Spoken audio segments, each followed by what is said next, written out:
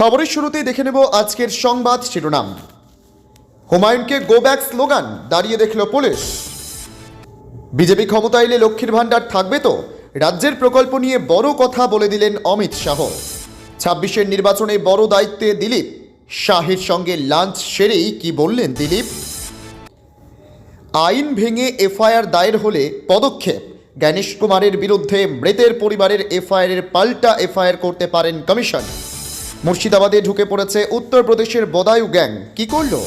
অসৌজন্যতা করলে এক পা বেরোতে দিতাম না। শাহকে মমতার হুঁশিয়ারির জবাবে বিজেপি বলল, এটাই হিটলারি ব্যবস্থা। বাংলায় মাথাপিছু আয় কত? তৃণমূলকে কটাক্ষ শুভেন্দু। ক্ষমা চান অথবা তালিকা প্রকাশ করুন। বাংলাদেশি রোহিঙ্গা নিয়ে কমিশনের কাছে বড় দাবি অভিষেকের। শুনানিতে পড়েছিল ডাক, পরের দিনই আত্মঘাতী যুবক। ডাইনি অপবাদে দম্পতিকে কুপিয়ে খুন, অসমে জ্বালিয়ে দেওয়া হলো পরে। শাহী বৈঠকে শুভেন্দু সুকান্তদের সঙ্গে ডাক দিলীপকেও। বেরিয়ে কি বললেন অভিমানী নেতা? নথি নেই, এসআইআর শুনানিতে ডাক পেয়েই আত্মঘাতী হুগলির যুবক। নতুন বছরের শুরুতেই বাংলায় প্রধানমন্ত্রী, 18ই জানুয়ারি মালদহে সভা। সূত্র, সব অভিযুক্ত এখনও গ্রেপ্তার হয়নি। আতঙ্কে অতিরিক্ত ঘুমের ওষুধ খেলেন তামান্নার মা। ঢাকায় মানুষের ঢল, খালেদা জিয়ার শেষকৃত্যে যোগ দিতে পৌঁছলেন বিদেশমন্ত্রী জয়শঙ্কর। এতক্ষণ শুনছিলেন সংবাদ শিরোনাম, এবার আসছি বিস্তারিত খবরে। ভিডিওটি ভালো লাগলে লাইক করুন এবং আমাদের ইউটিউব চ্যানেলটি সাবস্ক্রাইব করুন। হুমায়ুনকে গো ব্যাক স্লোগান, দাঁড়িয়ে দেখল পুলিশ। ইজতেমাস্থলে গিয়ে হেনস্থার মুখে ভরতপুরের বিধায়ক তথা জনতা উন্নয়ন পার্টির প্রতিষ্ঠাতা হুমায়ুন কবির। তাকে গো ব্যাক স্লোগান। অভিযোগ তৃণমূলের দিকে, যদিও অভিযোগ অস্বীকার করেছে তৃণমূল। ঘটনাকে ঘিরে উত্তেজনা হুগলির দাঁতপুরের পুই নামে। হুমায়ুনের দাবি, ইজতেমাস্থলে তিনি নামাজ পড়তে গিয়েছিলেন, কিন্তু ঢোকার মুখেই মহেশ্বরপুরে তাকে ঘিরে বিক্ষোভ দেখানো হয়। পরে যে স্থানে অনুষ্ঠিত হয় ইজতেমা অর্থাৎ পুইনানে, সেখানেও যাওয়ার পরেও তাকে আরও একবার বিক্ষোভ দেখানো হয় বলে অভিযোগ। যদিও তৃণমূলের দাবি, হুমায়ুনের দাবি মিথ্যা। তৃণমূল ইজতেমা আয়োজন করেনি, তাই বিক্ষোভের অভিযোগ সম্পূর্ণ মিথ্যে এবং তিনি ধর্মীয় অনুষ্ঠান স্থানে গিয়ে রাজনীতি করছেন। স্থানীয় তৃণমূল নেতা ওয়াসিম রেজা বলেন, তৃণমূলের তরফে কোনো ইজতেমার আয়োজন করা হয়নি, কমিটির লোক পরিচালনা করে। শুনেছি ওনাকে নাকি ঢুকতে দেওয়া হয়নি। এর সঙ্গে তৃণমূল কোনোভাবেই জড়িত নয়, সর্বোপরি মিথ্যে কথা। হুমায়ুন কবির বলেন, বাংলার সংখ্যালঘু প্রধান একটা এলাকার জনপ্রতিনিধি আমি, সেখানে আমাকে বাধা দেওয়া হচ্ছে। শুরুতেই তিনি গাড়ির সামনে দাঁড়িয়ে বাধা দিচ্ছেন, যেতে দেব না বলছিলেন। আমাদের প্রার্থী ইব্রাহিম হাজি তাদেরকে সরালেন, আর প্রশাসন দাঁড়িয়ে দাঁড়িয়ে দেখছে। কারণ একটাই, শাসক দলের ইন্ধন রয়েছে, তাই পুলিশ দাঁড়িয়ে দেখছে। একজন বিধায়ককে আটকানো হচ্ছে, সেখানে 5-6 জন পুলিশ ঘুরে বেড়াচ্ছে, আটকাচ্ছে না। তৃণমূলের যারা কর্তারা রয়েছেন তারা ভয় পেয়েছেন, এসবের জবাব পাবে। উল্লেখ্য, কিছুদিন আগেই পুলিশের সঙ্গে বচসায় জড়ান হুমায়ুন ও তার ছেলে। হুমায়ুনের নিরাপত্তারক্ষী পুলিশকর্মীকে মারধরের অভিযোগে রবিনকে থানায় নিয়ে যায় শক্তিনগর থানার পুলিশ। প্রায় 7 ঘন্টা জিজ্ঞাসাবাদের পর ছাড়া পান। তবে এই ঘটনায় পুলিশ হুমায়ুন ও তার ছেলের বিরুদ্ধে থানায় অভিযোগ দায়ের করে। দুর্গা অঙ্গনের ভূমিপ্রস্তর স্থান নিয়ে কটাক্ষ করে বলেন, মুখ্যমন্ত্রীর চেয়ারে বসে সরকারি টাকায় করছেন। দুর্গা অঙ্গনের ভূমিপ্রস্তর স্থান নিয়ে কটাক্ষ করে বলেন, মুখ্যমন্ত্রীর চেয়ারে বসে সরকারি টাকায় করছেন, এটাই দুর্ভাগ্যজনক। একটা সাম্প্রদায়িক দল বিজেপির মোকাবেলা করতে গিয়ে এসব করছেন, এটা সরকারিভাবে করা যায় না। আমরা মন্দির করার বিরোধী নই। বাংলায় মাথাপিছু আয় কত? তৃণমূলকে কটাক্ষ শুভেন্দুর। রাজ্যে শিল্প নেই বলে তৃণমূলকে বারবার নিশানা করে বিরোধীরা। এবার বাংলায় যুব সমাজ বঞ্চিত, ভোটের সরব হলেন বিধানসভার বিরোধী দলনেতা শুভেন্দু অধিকারী। রাজ্যে মাথাপিছু আয় নিয়েও তৃণমূলকে কটাক্ষ করলেন তিনি। সোশ্যাল মিডিয়ায় বিধানসভার বিরোধী দলনেতা লেখেন, মাথাপিছু আয় দেশের মধ্যে সবচেয়ে পিছিয়ে বাংলা, 3 থেকে 24 নম্বরে নেমে গিয়েছে। জাতীয় আয়ের থেকে 16% কমেছে মাথাপিছু আয়। তৃণমূলের আমলে বাংলার যুব সমাজ বঞ্চিত, শিল্প পালিয়ে গিয়েছে, কারখানা বন্ধ, কর্মসংস্থান নেই, যথেষ্ট হয়েছে, আর নয়। এবার আসল পরিবর্তন হবে। বিজেপি বাংলার গৌরব সম্মান পুনরুদ্ধার করবে। ডাইনি অপবাদে দম্পতিকে কুপিয়ে খুন, অসমে জ্বালিয়ে দেওয়া হলো পরে। ডাইনি অপবাদে দম্পতিকে হত্যার অভিযোগ উঠল অসমে। অভিযোগ, ঘরে ঢুকে প্রথমে তাদের ধারালো অস্ত্র দিয়ে কোপানো হয়, পরে জ্বালিয়ে দেওয়া হয়। মঙ্গলবার কার্বি জেলার হাওড়াঘাটের বেলগুড়ি মুন্ডা গ্রামে ঘটনাটি ঘটেছে। নিহতের নাম গার্দি বিরোয়া, বয়স 43, এবং তার স্ত্রী মীরা বিরোয়া। স্থানীয় সূত্রে খবর, আচমকায় দম্পতির বাড়িতে চড়াও হন গ্রামবাসীরা। সেই সময় তাদের ধারালো অস্ত্র দিয়ে কোপানো হয়। এরপর দম্পতির বাড়ি জ্বালিয়ে দেন গ্রামবাসীরা। খবর পেয়ে ঘটনাস্থলে পৌঁছায় পুলিশ জানিয়েছে তদন্ত শুরু হয়েছে। গ্রেপ্তার করা হয়েছে হামলাকারী গ্রামবাসীদের। তাদের জিজ্ঞাসাবাদ করা হচ্ছে বলে জানিয়েছে অসম পুলিশ। এক পুলিশ আধিকারিক সংবাদ সংস্থা পিটিআইকে বলেছেন যে এলাকায় ঘটনাটি ঘটেছে সেই এলাকায় মানুষেরা ভীষণই কুসংস্কারাচ্ছন্ন। তদন্ত চলছে, গ্রেপ্তারও করা হয়েছে কয়েকজনকে। তাদের জিজ্ঞাসাবাদ করা হচ্ছে। শাহর নাম শুনলে মমতা ও তৃণমূল থরথর করে কাঁপে সুকান্ত। বুধবার সায়েন্স সিটি অডিটোরিয়ামে বিজেপির মণ্ডল সভাপতি থেকে রাজ্য স্তরের নেতাদের বার্তা দেন কেন্দ্রীয় স্বরাষ্ট্রমন্ত্রী অমিত শাহ। আর শাহর আগে বক্তব্য রাখতে গিয়ে 26-এর নির্বাচনকে কুরুক্ষেত্র বললেন রাজ্য বিজেপির প্রাক্তন সভাপতি সুকান্ত মজুমদার। তিনি বলেন, 2026 সালের নির্বাচন তৃণমূল বিসর্জন বলে জানিয়েছেন আমাদের রাজ্য সভাপতি শ্রমিক ভট্টাচার্য। এই নির্বাচনে তৃণমূলকে হারাতে সবাইকে কাঁধে কাঁধ মিলিয়ে লড়াই করতে হবে। মনে রাখবেন, কোচবিহার থেকে শুরু করে কাকদ্বীপ পর্যন্ত বিজেপির প্রার্থী নরেন্দ্র মোদী প্রার্থী এবং পদ্মফুল প্রার্থী। পদ্মফুলকে জেতাতে হবে, অন্য কিছু দেখলে হবে না। এরপরেই মহাভারতের প্রসঙ্গ টেনে তিনি বলেন, আমরা মহাভারতের গল্প শুনেছি। অর্জুন সহ সবাইকে দ্রোণাচার্য জিজ্ঞাসা করেছিলেন, কি দেখতে পাচ্ছ? কেউ বলেছিল আমি গাছে পাতা দেখতে পাচ্ছি, কেউ বলেছিল পাখির ঠোঁট দেখতে পাচ্ছি। অর্জুন একমাত্র বলেছিল আমি পাখির ঠোঁট দেখতে পাচ্ছি। বন্ধুগণ, আপনারা কি দেখতে পাচ্ছেন সেটা আমি বলতে পারবো না, কিন্তু প্রায় 4 বছর ধরে রাজ্যের সভাপতির কাজ করার পর আমি দেখতে পাচ্ছি 2026 সালে পশ্চিমবঙ্গে বিজেপির মুখ্যমন্ত্রী শপথ নিচ্ছে। আপনাদের দিকে তাকিয়ে তা দেখতে পাচ্ছে। কলকাতার 4টি জেলার শক্তি কেন্দ্র ও মণ্ডলে লোককে ডাকা হয়েছে। তার বিশ্বরূপ যদি এটা হতে পারে, তাহলে মনে রাখবেন এই কুরুক্ষেত্রে জয় আমাদের, অর্থাৎ পাণ্ডবদের জয় হবে। তিনি আরও বলেন, বিজেপি আদর্শ ভিত্তিক দল, আমাদের কার্যকর্তা ও কর্মীরাই মূলধন। 21-এর নির্বাচনের পর বিজেপি যখন কিছু ছন্নছাড়া হয়ে যায়, তখন কার্যকর্তারা পিঠে কুলো বেঁধে পার্টির কাজকে এগিয়ে নিয়ে গিয়েছিলেন। তৃণমূলকে কটাক্ষ করে সুকান্ত বলেন, অমিত শাহর নাম শুনলে মমতা বন্দ্যোপাধ্যায় ও তার পুরো পার্টি থরথর করে কাঁপে। 26-এর নির্বাচনে বড় দায়িত্বে দিলীপ। শাহের সঙ্গে লাঞ্চ সেরেই কি বললেন দিলীপ? বারবার তার বিরুদ্ধে অভিযোগ উঠেছে, কোনো চর্চিত বিষয়ে এমন কিছু মন্তব্য দিলীপ ঘোষ করে থাকেন যা বঙ্গ টিমের সমান্তরাল ধারায় প্রতিষ্ঠিত হয়। তার যথেষ্ট প্রামাণ্য মেলে দীঘার জগন্নাথ মন্দির উদ্বোধনের দিন মুখ্যমন্ত্রীর সঙ্গে দিলীপের সাক্ষাতেই। এদিন অমিত শাহের বৈঠকে দেখা গেল দিলীপকে, কেবল ডাকই পেলেন না। শ্রমিক সুকান্ত শুভেন্দুর সঙ্গে দিলীপও ছিলেন অমিত শাহর সঙ্গে মধ্যাহ্নভোজে। সাংবাদিকরা অপেক্ষায় ছিলেন এদিন দিলীপ ঘোষ কি বলেন। পরনে গেরুয়া পাঞ্জাবি, সাদা কালো চেক জহর কোট, স্বমহিমায় দিলীপ ঘোষ বৈঠকে। তখন তিনি একটি কথাও সাংবাদিকদের বললেন না। মিটিং শেষে যখন বেরিয়ে এলেন, সাংবাদিকরা প্রশ্ন করেন, দল কি তাহলে বিশেষ কোনো দায়িত্ব দিলেন?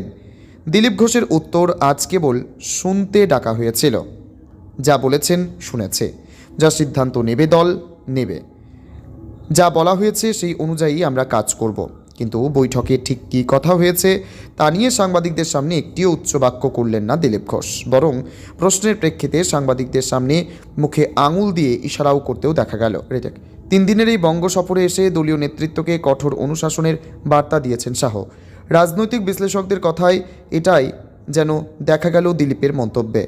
সাম্প্রতিক রাজনৈতিক প্রেক্ষাপটে এই বিষয়টি যথেষ্টই তাৎপর্যপূর্ণ, কারণ এর আগে আলিপুরদুয়ারে প্রধানমন্ত্রী নরেন্দ্র মোদীর কর্মসূচিতে আমন্ত্রণ পাননি রাজ্য বিজেপির প্রাক্তন সভাপতি দিলীপ ঘোষ। বলেছিলেন পদাধিকারী নয়, তাই ডাক পায়নি। এর আগে গত মে মাসে অমিত শাহের সফরেও দিলীপের আমন্ত্রণ না পাওয়া নিয়ে জলঘোলা তৈরি হয়েছিল। কেন তিনি ডাক পাননি তা নিয়ে প্রকাশ্যে বিজেপির কোনো নেতাই মুখ খুলতে চাননি সে সময়। প্রসঙ্গত, লোকসভা ভোটে অচেনা ময়দানে প্রথমবার হারের পর চক্রান্তের অভিযোগ করেছিলেন দিলীপ ঘোষ। সেই পরাজয়ের গ্লানি দীর্ঘদিন বয়েও বেরিয়েছিলেন। শুনানিতে পড়েছিল ডাক, পরের দিনই আত্মঘাতী যুবক। আবারও এ রাজ্যে মৃত্যু। এসআইআরের শুনানিতে ডাক কাগজ না থাকায় নাম বাদ যাওয়ার ভয়ে সপ্তগ্রামে আত্মঘাতী যুবক। তৃণমূলের অভিযোগ, কাগজ না থাকার আতঙ্কে আত্মঘাতী হয়েছেন যুবক। ঘটনাটি হুগলির সপ্তগ্রাম বিধানসভার সপ্তগ্রাম গ্রাম পঞ্চায়েতের। সেখানকার 30 বিঘার 78 নম্বর বুথের ভোটার ছিলেন স্বপন বাগদে। তিনি পেশায় দিনমজুর। গতকাল রাতে বাড়িতেই গলায় দড়ি দিয়ে আত্মহত্যা করেন তিনি। তার স্ত্রী প্রতিমা বাগদি জানান, এসআইআর শুনানির জন্য বিএলও তাকে ফোন করে যেতে বলেছিল। আমার স্বামীর কোনো কাগজ নেই, শুধু ভোটার কার্ড আছে, তাই কাগজ নিয়ে আতঙ্কে ছিল। এরপর আমার সঙ্গে ঝগড়া করে তারপর আত্মহত্যা করেছে। যুবকের মৃত্যুর খবর পেয়ে 30 বিঘায় যান স্থানীয় তৃণমূল নেতৃত্ব। গোঘাটের প্রাক্তন বিধায়ক, বর্তমান জেলা পরিষদের সদস্য, তৃণমূল নেতা মানস মজুমদার। তিনি বলেন, স্বপনদের পরিবার দীর্ঘদিন ধরেই রেল লাইনের পাড়ে বসবাস করেন। তাদের কোনো কাগজ নেই। এসআইআর শুনানিতে তাকে যেতে বলে বিএলও বাড়িতে এসে নোটিশটা পর্যন্ত দিয়ে যায়নি। অন্য এক স্বপন বাগদিকে নোটিশ দিয়েছিল। গতকাল তার শুনানি ছিল। তিনি আরও বলেন, চুচুড়া মগরা বিডি অফিসে তার কাগজ মিলছে না দেখে স্বপনকে ফোন করে বিএলও। এই এলাকায় দীর্ঘদিন ধরে সরকারি জায়গায় বসবাস করলেও সেই অর্থে কোনো কাগজ নেই স্বপনের পরিবারের। সেই আতঙ্কেই আত্মঘাতী হয়েছে। দায় সম্পূর্ণ নির্বাচন কমিশনের। আমরা বারবার অভিযোগ করছি, এত তাড়াহুড়ো করে এসআইআর করতে গিয়ে মানুষকে বিপদে ফেলছে নির্বাচন কমিশন। এই মৃত্যু তার আরও একটা উদাহরণ। প্রসঙ্গত, এসআইআর নিয়ে একগুচ্ছ অভিযোগ তুলে দিল্লিতে গিয়েছেন অভিষেক বন্দ্যোপাধ্যায় সহ 10 জন। মুখ্য নির্বাচনী আধিকারিকের সঙ্গে দেখা করবেন তারা। এই আবহের মধ্যেই এবার ফের মৃত্যু বাংলায়। শাহী বৈঠকে শুভেন্দু সুকান্তদের সঙ্গে ডাক দিলীপকেও। বেরিয়ে কি বললেন অভিমানী নেতা? 26-এর বিধানসভা নির্বাচনকে পাখির চোখ করে কলকাতা সফরে এসেছেন অমিত শাহ। প্রাক্তন রাজ্য বিজেপি সভাপতি দিলীপ ঘোষের মান ভাঙাতে খোদ আসরে নেমেছেন তিনি। বুধবার সাংসদ বিধায়কদের সঙ্গে বৈঠকের পর রাজ্যের বিরোধী দলনেতা শুভেন্দু অধিকারী, রাজ্য বিজেপির সভাপতি শ্রমিক ভট্টাচার্য, কেন্দ্রীয় মন্ত্রী সুকান্ত মজুমদারদের সঙ্গে বৈঠক করেন শাহ। সেখানেও ডাক পেয়েছিলেন দিলীপ ঘোষ। শোনা যাচ্ছে তাকে ফের সক্রিয় করার পরিকল্পনাতেই এই বৈঠক। বেরিয়ে এ বিষয়ে মুখ খুললেন দিলীপ ঘোষ। সোমবার রাতে কলকাতা সফরে এসেছেন স্বরাষ্ট্রমন্ত্রী অমিত শাহ। উদ্দেশ্য নেতাকর্মীদের 26-এর রোডম্যাপ বুঝিয়ে দেওয়া। আজ বুধবার সকালে কলকাতার একটি হোটেলে দলের সাংসদ বিধায়কদের সঙ্গে বৈঠক করেন তিনি। এরপর বাছাই করা কয়েকজনের সঙ্গে আরেকটি বৈঠকে বসেন শাহ। সেখানে রাজ্যের বিরোধী দলনেতা শুভেন্দু অধিকারী, রাজ্য বিজেপির সভাপতি শ্রমিক ভট্টাচার্য, কেন্দ্রীয় মন্ত্রী সুকান্ত মজুমদারের পাশাপাশি ডাক পেয়েছিলেন দিলীপ ঘোষও। দীর্ঘ বৈঠকের পর শাহের সঙ্গে মধ্যাহ্নভোজও সারেন তারা। স্বভাবতই বৈঠক শেষ হতেই তার সক্রিয় ভূমিকায় তাকে দেখা যাবে কিনা তা নিয়ে প্রশ্নের মুখে পড়েন দিলীপ। তিনি এ বিষয়ে বলেন, আমায় ডেকেছিল তাই এসেছি, বাকি যা বলার দল বলবে। সূত্রের খবর, এই বৈঠকে জনসংযোগে জোর দেওয়ার নির্দেশ দিয়েছেন শাহ। ক্ষমা চান অথবা তালিকা প্রকাশ করুন, বাংলাদেশি রোহিঙ্গা নিয়ে কমিশনের কাছে বড় দাবি অভিষেকের। আজ তৃণমূল কংগ্রেসের তরফ থেকে 10 জন সাংসদ, রাজ্য সরকারের সিনিয়র ক্যাবিনেট মন্ত্রীরা নির্বাচন কমিশনের ফুল বেঞ্চের সঙ্গে বৈঠক হয়। 3 ঘন্টা ধরে বৈঠক হয়। বৈঠক থেকে বেরিয়ে সাংবাদিক বৈঠক করেন তৃণমূলের সর্বভারতীয় সাধারণ সম্পাদক তথা সাংসদ অভিষেক বন্দ্যোপাধ্যায়। বৈঠক যে ফলপ্রসূ হয়নি, তারা যে একাধিক প্রশ্নের সঠিক কোনো উত্তর পাননি তা বলেন। সাংবাদিক বৈঠকে অভিষেক কি বললেন? কোনো ক্ল্যারিফিকেশন নেই। আগের বার 28 নভেম্বর আমাদের প্রতিনিধিদের সঙ্গে বৈঠকে একটাও জবাবের উত্তর সঠিকভাবে দেওয়া হয়নি। এবারও আমরা 10 থেকে 11টা পয়েন্ট নিয়ে এসেছিলাম জানতে, কিন্তু 2-3টে প্রশ্নের উত্তর বাদ দিয়ে কোনো বিষয়ে উত্তরে কোনো স্বচ্ছতা ছিল না। আমি ওদের এসআইআর বিষয়ে জিজ্ঞাসা করি তো ওরা উত্তর দেয় নাগরিকত্ব নিয়ে। অ্যাপে সমস্যা, 1,36,00,000 কেস, ওর আলাদা 5-6টা ক্যাটাগরি রয়েছে। কোনো কেসে বাবার সঙ্গে ছেলের 15 বছরের বয়সের পার্থক্য রয়েছে। কোথাও নামে ভুল, পদবিতে ভুল কিংবা ঠিকানায় ভুল, কিন্তু সেই তালিকা প্রকাশ করা হয়নি। এই আর ওদের লগিংয়ে কিছু কেস আপলোড করা হয়েছে। যে অ্যাপ দিয়ে আপলোড করা হচ্ছে সেটাতেও বেশ কিছু সমস্যা রয়েছে। এটা আজকে বলেছে। অটোমেটিক ইস্যু হচ্ছে হিয়ারিং সার্টিফিকেট। যখনই লজিক্যাল ডিসক্রিপেন্সিস ক্যাটাগরিতে যাওয়া হচ্ছে, 4টে ভাগ আসছে। সেখানে সব ওকে থাকলেও অটোমেটিক শুনানির নোটিশ ইস্যু হচ্ছে।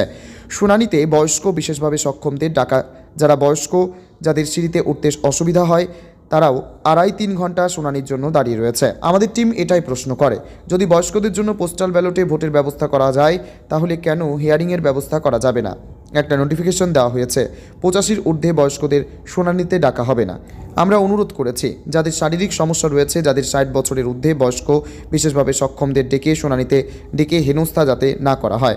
ওরা আমাদের বলেছেন তারা এই বিষয়টি নিয়ে আলোচনা করবেন। রোহিঙ্গা বাংলাদেশিদের তালিকা প্রকাশের দাবি। রোহিঙ্গা ইস্যুতে বাংলাকে টার্গেট করে যে বদনাম করা হচ্ছে, বিজেপির লোক বলছে বাংলায় 1 কোটি রোহিঙ্গা রয়েছে। আমি আজ এটাই কমিশনকে বলেছি, এই যে 58 লক্ষ লোক খসড়া তালিকায় যাদের নাম বেরোয়নি, তাদের মধ্যে কতজন বাংলাদেশি ও কতজন রোহিঙ্গা, এর তালিকা প্রকাশ করুন। বিজেপি ক্ষমতা এলে লক্ষ্মীর ভাণ্ডার থাকবে তো? রাজ্যের প্রকল্প নিয়ে বড় কথা বলে দিলেন অমিত শাহ। রাজ্য সরকার বদল হতে চলতি প্রকল্পগুলোর ভবিষ্যৎ কী হবে, এই প্রশ্ন ঘিরে দীর্ঘদিন ধরে রাজনৈতিক তরজা চলছে। সে আবহেই কলকাতায় এসে স্পষ্ট বার্তা দিলেন কেন্দ্রীয় স্বরাষ্ট্রমন্ত্রী অমিত শাহ। তিনি জানালেন, বিজেপি ক্ষমতায় এলে রাজ্যে এখন যে সমস্ত প্রকল্প চলছে তার একটিও বন্ধ হবে না। বিজেপি ক্ষমতায় এলে প্রকল্প বন্ধ নয় বললেন অমিত শাহ। একদিনের কলকাতা সফরে সাংবাদিক বৈঠকে অমিত শাহ বলেন, বিজেপির সরকার গঠিত হলেও বর্তমান রাজ্য সরকার চালু করা কোনো প্রকল্প বন্ধ করা হবে না। তিনি জানান, ভারতীয় জনতা পার্টির সরকার তৈরি হওয়ার পরেও এখনকার সরকার যে সমস্ত প্রকল্প চালাচ্ছে তার মধ্যে একটা স্কিমও বন্ধ হবে না। পাশাপাশি তিনি জানান, বিজেপির নির্বাচনী ইস্তেহারে যে নতুন প্রকল্পগুলোর কথা বলা হবে সেগুলিও বাস্তবায়িত হবে। অমিত শাহের দাবি, গোটা দেশ জুড়েই বিজেপির এই ধরনের কাজের স্পট ট্র্যাক রেকর্ড রয়েছে। তৃণমূলের বিরুদ্ধে অপপ্রচারের অভিযোগ। সাংবাদিক বৈঠক থেকেই তৃণমূল কংগ্রেসের বিরুদ্ধে কড়া অভিযোগ তোলেন কেন্দ্রীয় স্বরাষ্ট্রমন্ত্রী। তিনি দাবি করে বলেন, বিজেপি ক্ষমতায় এলে প্রকল্প বন্ধ হয়ে যাবে, এই ভয় দেখিয়ে রাজ্যে অপপ্রচার চালাচ্ছে তৃণমূল। তবে সে প্রচারকে তিনি সম্পূর্ণ ভিত্তিহীন বলে দাবি করেন। পাল্টা আক্রমণে তৃণমূল। অমিত শাহের এই মন্তব্যের পরই রাজ্য রাজনীতিতে শুরু হয় উত্তেজনা। অমিত শাহের মন্তব্যের প্রেক্ষিতে পাল্টা সুর চড়ায় তৃণমূল কংগ্রেস। দলের রাজ্য সহসভাপতি জয়প্রকাশ মজুমদার বলেন, বাংলায় কেন্দ্রীয় সব প্রকল্পের টাকা কেন বন্ধ করে রাখা হয়েছে? এই টাকা তো বিজেপির নয়, এটা সাধারণ মানুষের করদাতাদের টাকা। জয়প্রকাশ মজুমদার আরও অভিযোগ তুলে বলেন, জিএসটির মাধ্যমে রাজ্য থেকে টাকা নিয়ে যাওয়া হলেও কেন্দ্রীয় প্রকল্পের বরাদ্দ আটকে রাখা হচ্ছে। তিনি বলেন, হাইকোর্ট সুপ্রিম কোর্ট অর্ডার দিলেও পশ্চিমবঙ্গকে খেতে দেব না, এই মানসিকতা নিয়ে বিজেপি ভোট চাইছে। গরিব মানুষের পেটে লাথি মারা হচ্ছে। সব মিলিয়ে এখন রাজ্যের প্রকল্প নিয়ে মুখোমুখি দাবিতে দাঁড়িয়ে রাজ্যের দুই রাজনৈতিক দল। একদিকে অমিত শাহ বলছেন, বিজেপি ক্ষমতায় এলেও রাজ্যে চলা কোনো প্রকল্প বন্ধ হবে না। অন্যদিকে তৃণমূলের অভিযোগ, কেন্দ্র সরকার রাজ্যের মানুষের টাকা আটকে রেখে রাজ্যের মানুষের সাথে বঞ্চনা করছে। এই মুখোমুখি দ্বন্দ্বে আগামী দিনের রাজ্যের প্রকল্পগুলির ভবিষ্যৎ কোন দিকে পৌঁছায় এখন সেটাই দেখার।